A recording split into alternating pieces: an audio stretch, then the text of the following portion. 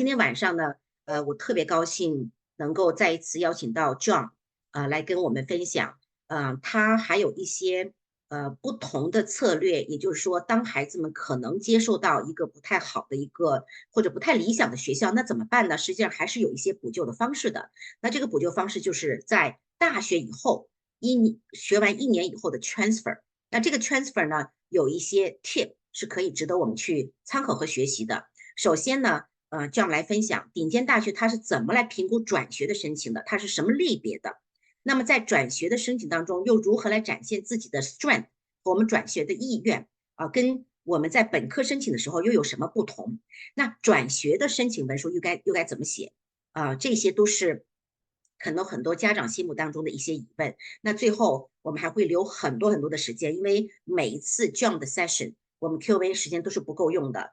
我基本上只能够挑1/3的 question 来问 John，我也会给一些开麦的时间。那家长们都是很踊跃的，所以今天我们故意跟 John 呢安排，让他这个分享的时间和Q&A 的时间呢，答疑的时间稍微再多一点点，给家长们来回答一些他们心目当中一些比较想要问的问题所以大家敬请期待到最后。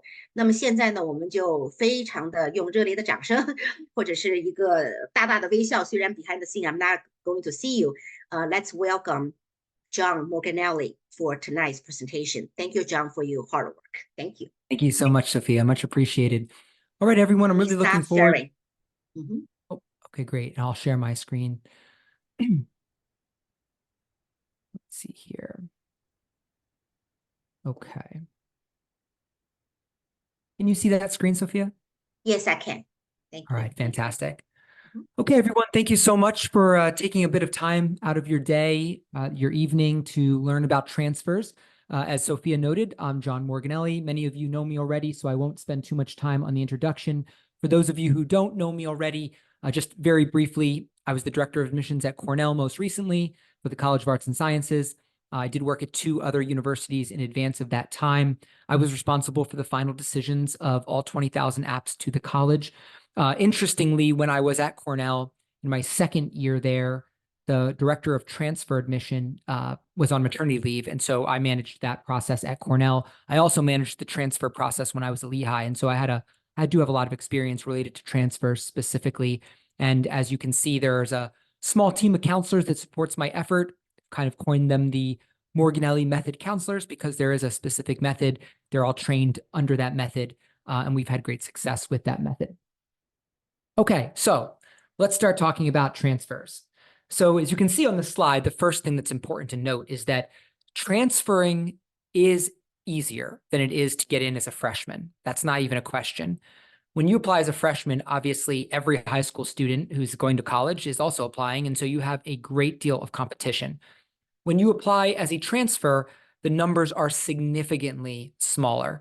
On top of that, the quality of the transfer pool it fluctuates rather significantly year over year. And so as a whole, getting in as a transfer, either as a rising sophomore or as a rising junior, is easier than it is to get in as a freshman directly from high school. And so if you were thinking about transferring or you weren't sure, but you were on the fence, it's something to think about because we've had great success with transfers. I've had students who have very little chance of getting in as a freshman be successful in the transfer process. So keep that in the back of your mind. Okay, an overview. So first and foremost, what is a transfer, right? How do we define it? It's important to recognize I've had many students and parents say to me, well, I want to transfer, but I don't need to transfer my credits. I will start as a freshman at Harvard or Princeton. So I don't need to actually get the credits. That's not really an option. So transfer defined means that either you have matriculated. So that means that you've enrolled and you showed up on campus. That could be for a day, you step in class, but as soon as you matriculate, you're considered a transfer. Even if you don't matriculate, meaning I don't show up on campus, if you've earned 12 credit hours, when I say 12 credit hours, I don't mean through dual enrollment or through AP exams. I'm talking about like I went to a college or university outside, maybe while I was in high school, or maybe after high school, and I've earned 12 credit hours. Typically, if that's the case, you will also be considered a transfer. It is up to the institution that you're applying to determine whether you are a transfer or a freshman, but these are the most common ways they define transfer: matriculate or 12 credit hours. Second, why do people transfer? Well, there's a wide variety of reasons, but of course, the main reasons is, and one that actually really can move the needle, is I've changed my academic or career goals. That's a valid transfer. For example, let's just say I'm at an institution like Penn, and I decide, let's not use Penn. People don't transfer from Penn. Let's say I'm at an institution like Lehigh. Okay, I'm at Lehigh University, and I've decided that maybe initially I was interested in environmental science, but as I've done a little bit of digging in my first couple months in college, I've come to the conclusion I'm really interested in agricultural sciences. Okay, well, Lehigh doesn't have an agricultural sciences program, so that would be a great reason to transfer. And if you applied to Cornell, which of course does, that would be a very strong reason. I'm at an institution that doesn't offer this program. That would be the best version. A lot of times, it's not really that. It's really more stuff like, I don't really like the social environment, I have personal reasons, or I'm just kind of trying to trade up, get a higher ranked school, more selective school. In the end, it is important to recognize that the universities want to understand why you're transferring. And they don't want unhappy people at one school to become an unhappy person at another school. And so you do really need to be thoughtful about how you position yourself within the context of, why am I transferring? Because if you kind of seem just like a unrestful individual that's not going to be happy anywhere, that would be a problem. Okay, why do colleges accept transfers, right? Like, what's the purpose of having a transfer enrollment process? Well, it fills enrollment gaps. So as you can imagine, when students show up freshman year, there are a wide variety of reasons why students don't make it all the way through. Maybe they do make it all the way through, but they're just gone for a period of time. They go abroad. Sometimes they transfer out themselves because they don't like the school. Sometimes they fail out. Sometimes things happen with their family, mental health issues, wide variety of reasons why gaps are created in the enrollment. And transfers are used to fill those gaps.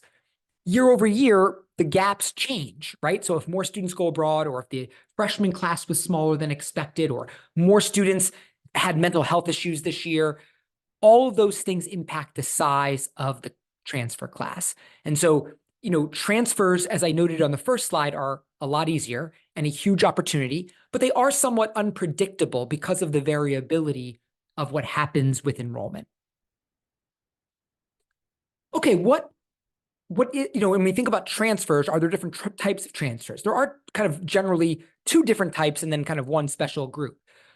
Internal and external transfers. So generally, when we're talking about transfers, I think most of you who are here, I would assume, are thinking about an external transfer, meaning, I'm at Lehigh, I want to transfer to Cornell. An internal transfer is, I'm at Cornell and I'm in the College of Arts and Sciences, and I want to transfer to Cornell and I want to be in the College of Engineering. That's what we refer to as an internal transfer. External transfers generally are harder, of course. You're literally leaving the university. But internal transfers can be challenging as well, depending on what college you're trying to transfer from and to. So if you're trying to transfer into an engineering college or a business college from an arts and sciences college, that can be tricky because of course sequencing and because of the size of those colleges. So just keep in mind, there are different types of transfers, internal and external. Most of the time, we're talking about external transfers when we're leaving one school and going to another school. When we think about external transfers, the best kind of external transfer is an external transfer that falls under the university or college's articulation agreement. What's an articulation agreement? An articulation agreement is basically, let me just pull up an example of that. This is an example of a transfer agreement at Cornell. You can see here, this is with the College of Agriculture and Life Sciences. And you can see that all of the New York State colleges here are noted as having an articulation agreement. What does that mean? That means that, and you can see that you can review the CAL's course policy. The articulation agreement means that faculty members from CAL's have gone through the courses that could transfer in from all those other institutions, and they've identified already how the credits transfer. And if they've already identified how the credits transfer, it makes the admissions decision a lot easier to say like, oh, well, I know exactly what's going to transfer in. And so articulation agreement schools that offer that have a huge advantage as compared to non-articulation agreement schools. You can see here, this is an articulation agreement that Lehigh University has. This is with the community college. And this one is more robust in that you can see here, it has a minimum GPA. I don't know if it might be too small, but it has a minimum GPA of 3.5. And in essence, what they're saying there is that with that articulation agreement, yes, they know what classes are going to transfer and how, but they've also identified a grade. If you can earn a 3.5, it's also almost like a guarantee that you're going to be admitted.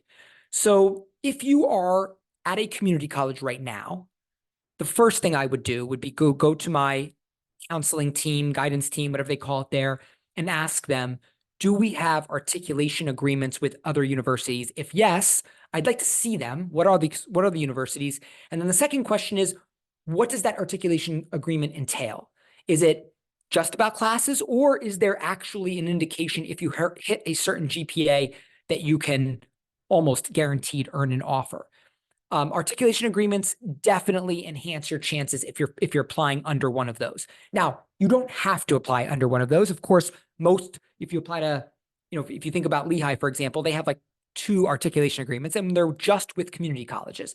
So lots of students apply from schools that don't have articulation agreements and do very well. Cornell with CALS, as you can see, because of the New York State connection, they have lots of articulation agreements, but arts and sciences, for example, does not have all of those articulation agreements. So just being aware that they exist is important. And then if you are aware that they exist and they happens to be connected to a school you're interested in, you really do want to look at that and make sure you really understand what the articulation agreement means and how you can apply underneath that agreement. Okay, so, let's just say for argument's sake that, we're a student and we're trying to decide where to transfer. I've already decided I want to transfer, but I don't know exactly where to transfer. My suggestion is that you start with thinking about identifying transfer-friendly schools. What do I mean by transfer-friendly schools? So you can see, let me just find it real quick. Okay, so on the screen, this is the common data set at Harvard. And I know it's a little small, but let me see if I can find the spot real quick. There it is, okay.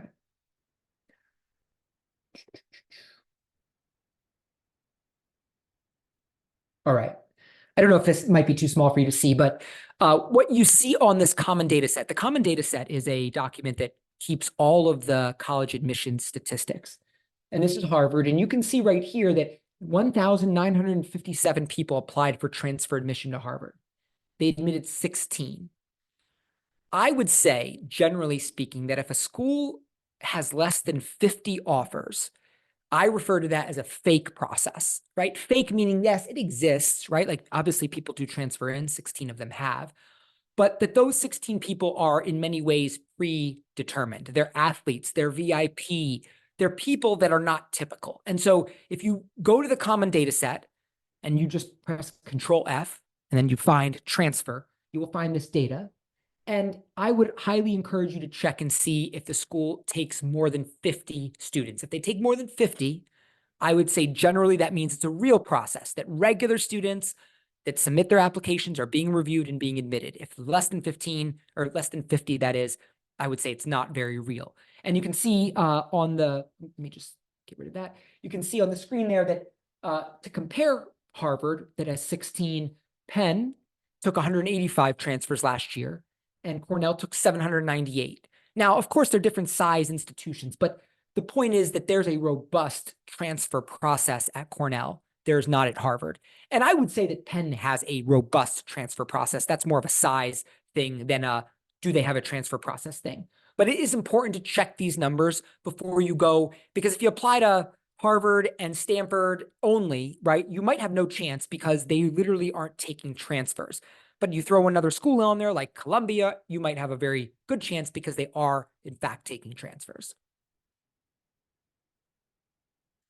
Okay, what are the application components? So of course, you're going to submit an app that is very similar to when you apply as a freshman. Common App, Coalition App, or institutional apps are pretty typical. A personal statement. So the Common App, there used to be a transfer personal statement. That has changed now, and the Common App has provided the same freshman prompts for transfers. And so you basically have a personal statement, just like when you apply as a freshman as a transfer. Then you have supplemental essays, just like when you apply as a freshman. The supplemental essays for some schools are exactly the same as when you apply as a freshman. I think Brown, if I remember, is the same. And then some schools have completely different questions for transfers. So it's important to take a look and identify and make sure that you're not using the wrong questions. As it relates to how important the personal statement and supplemental essays are, I would say that the supplemental essays are very important because the supplemental essays often are more academically focused than the personal statement. And in transfer world, if you will, they are very academically focused because you're much closer to either declaring your major, or possibly you might be being admitted to the major right now. And so understanding exactly what you've done academically and how that fits in is important. And that shows up in these supplemental essays. You also will, of course, have to submit a college transcript. If you're applying as a rising sophomore, then it's possible that your college transcript is rather limited because you haven't been there that long. If that's the case, you want to have a good high school record, right? You want your grades and your curriculum to be pretty strong because you have not shown as much time at the collegiate level. If you are applying as a rising junior to college as a transfer, then your high school transcript will have less impact. The college transcript will have significantly more impact. You also will submit a college report, comes from your school. That's just to note that you are, in fact, in good standing. You will submit your high school transcript, as I noted. That will be an important factor, more so if you've spent less time there, less so if you spent more time there.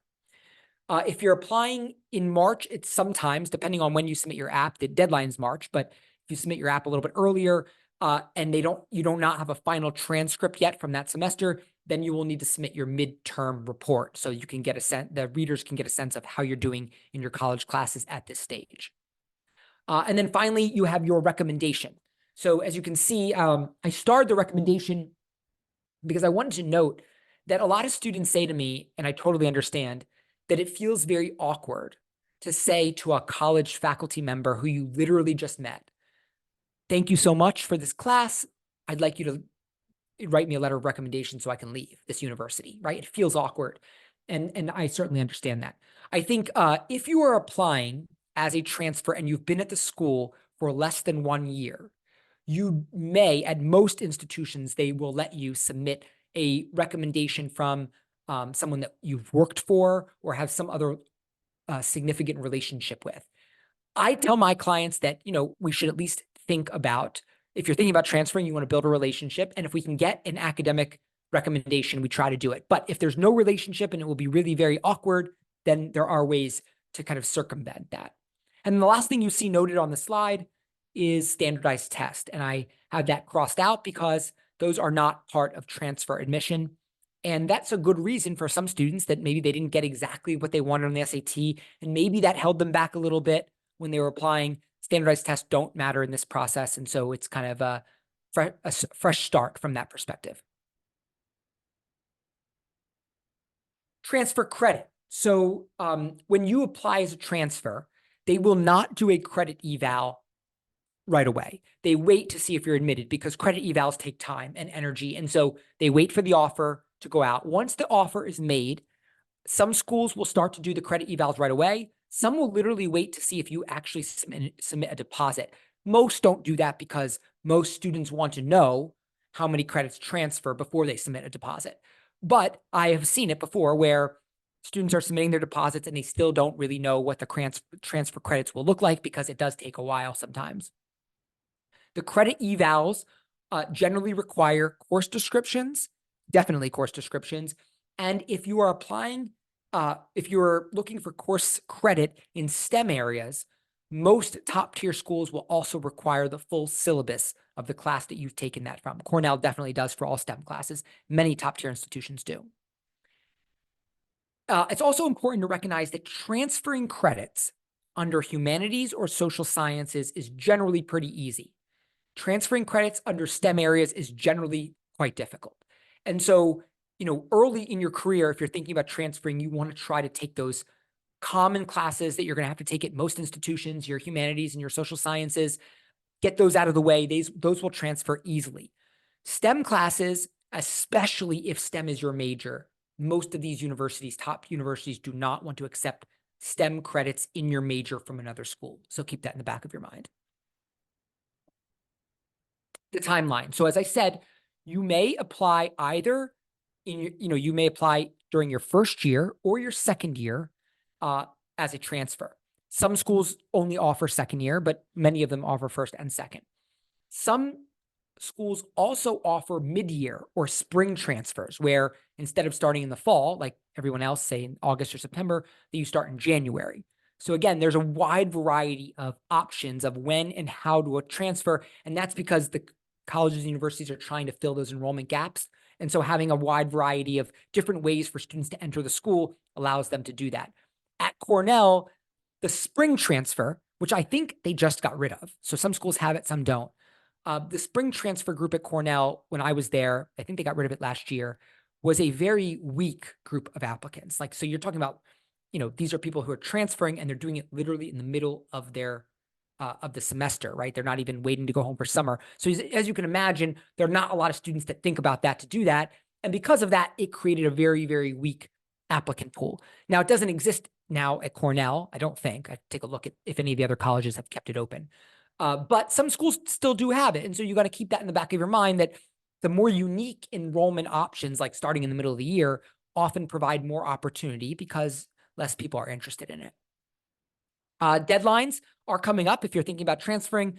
Some of them are March 1st. Some of them are March 15th for the selective schools. I would say that, I have students that have started very recently, and putting together a transfer app at this stage is still possible, depending on how many schools you're trying to apply to. But it certainly is still possible. As it relates to our team, this is an off season, right? Like transfers is not a huge part of our process. I would say for me as a college consultant, I think we have more transfers than almost every other college consulting company. But generally speaking, it's still a small group as compared to freshmen. And because it's a little off cycle for us, we can be a little bit more flexible with when students start. And then once you submit your application as of March 1st or March 15th, the decisions generally start rolling in April, and they sometimes go all the way through June. Even the most selective schools will often have this kind of rolling process because they'll send out a few offers and kind of wait to see how many enrollment deposits they get back. So I know that's frustrating for some students that are sitting there waiting, or sitting there May and even into June, but it's possible that it does take that long. Okay, so if you apply as a year one transfer, so I just got to college, it's my freshman year, it's this time of year, February, and I'm going to apply as a transfer, most of the decision will really lean into your high school grades and your high school engagement. It'd be nice if you had some college engagement, right? Like you've been there for a couple months, but at that point, it's not going to be super substantive. And so, you're really trading off of what you did in high school. In many instances, that's okay, as long as your high school career was reasonably strong academically with your grades. Maybe your story wasn't that good. Maybe your essays weren't that good. That's okay, right? But if your grades were reasonably strong, then you can apply as a year one transfer and use your high school engagement as the evidence of your interest in the specific academic area.